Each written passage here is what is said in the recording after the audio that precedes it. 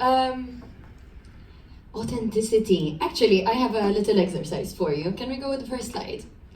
What is the most authentic for you? Yeah. From these two pictures. This or this? Which one's the most authentic? You can just shout it out. To you, McDonald's is the more authentic? Anyone have a different opinion?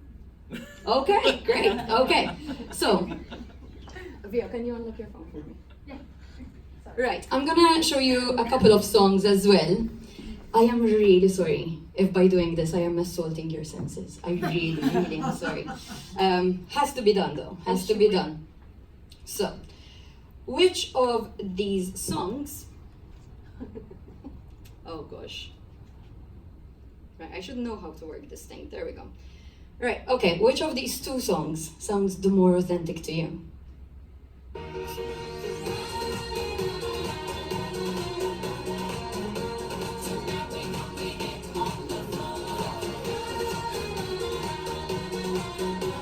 Okay, either this one or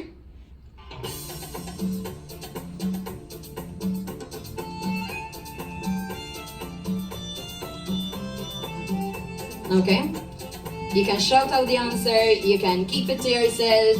Literally, there's no wrong answer. A bit of judging, but no wrong answer, yeah? And now for the real assault on the senses. There's this one. Time to say goodbye.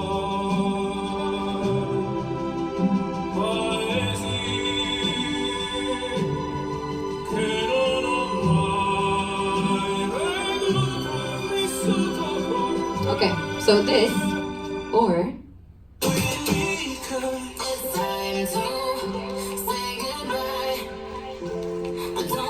can see you're feeling me. You know where I'm going with this, right? Yeah.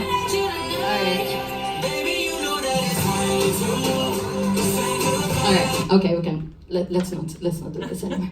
Alright, so you know what I'm saying. Two similar, actually the same thing, different. For me, for example, the Andrea Bocelli one is more authentic. My sister had never heard that song. She heard the Nicki Minaj one. Sad but true. Anyway. Right, yeah, she's a disappointment sometimes. Right. So what is authenticity? The funny life joke that is being played on me right now is that I actually hate this concept of authenticity. I absolutely abhor it. And why do I hate it?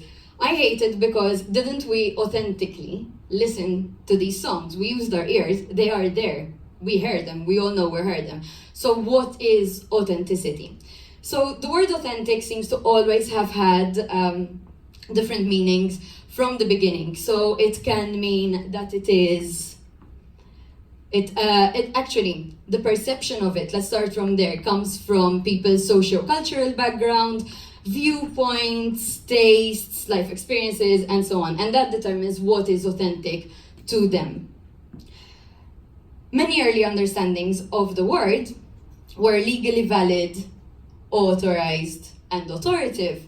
So when you say that something is authentic, you're actually placing that thing on a more moral high ground than the thing that you're saying that isn't authentic. Now, Alan Moore he opens up further on the complexity of authenticity. So he locates the act of authentication by performers and audiences, and he locates it in particular socio-historical context. He also observes that authenticity is actually attributed to the music instead of being part of the music. So if we have to say what is authentic, that can be actually a very, very dangerous precedent that we are setting. So when we're saying authenticity, we have to look at the artistic output as a totality. So if we take, for example, manufactured K-pop and idiosyncratic Leonard Cohen, for example, they're both authentic because they both fulfill their remits. So in this extent, their art matches its function, it matches its intention, and it matches the audience. So we are using that, the audience, the function, and the intent, as the barometer for authenticity. There's a really interesting book that I did research on for my dissertation. It's called Steal This Music. It's by a lady called Joanna Damaris, and she talks about transformative appropriation. Now, transformative appropriation is the act of referring to or quoting old works in order to create a new work. And isn't that what all music is? A song is merely a continuation of a previous song, and then whoever comes after us is going to continue that song, right? So in transformative appropriation, so say for example we look at Eric Clapton and the blues rock movement. Blues wasn't inherently like original to Eric Clapton, but he found something in it that he resonated with, and then he used that to create his music, and that's what we are doing. Church music is not, you know, it's not conducive to me parading around in hot pants, yet I use that to create my music. I use that as the basis. So as such, we get transformative appropriation split into two: duplication and allusion. Duplication is more when we're saying sampling and getting into like newer songs. Allusion is the imitation of others' performances, writing, imitating a similar style, paying homage. And before the 20th century, that was actually something that was expected of composers. So as such, transformative appropriation has been a key element in thriving music cultures and has historically sanctioned in the spirit of sharing, friendly competition, and homage.